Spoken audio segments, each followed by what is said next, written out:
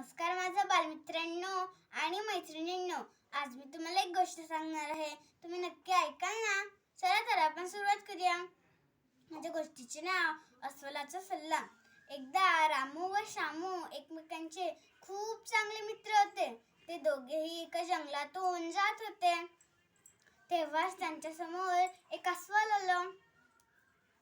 श्यामू पटकन झाडावर चढला, पण रामूला झाडावर चढताच येत नव्हते. म्हणून त्याला आठवलं की अस्वल मेलेल्या माणसांजवळ जात नाही किंवा येत नाही.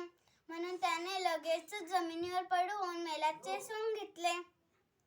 अस्वल त्याच्याजवळ आला आणि त्याच्या कानात काहीतरी सांगून परत आपल्या गुहेकडे गेला. थोड्या वेळाने श्यामू झाडावरून खाली उतरला व रामूला विचारले, रामू, अस्वलाने तुझ्या कानात काय सांगितले?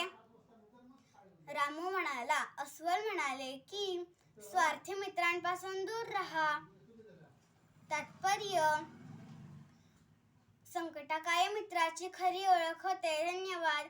जर तुम्हाला ही गोष्ट आवडली असेल, लाईक, शेअर, सबस्क्राईब नक्कीच करा.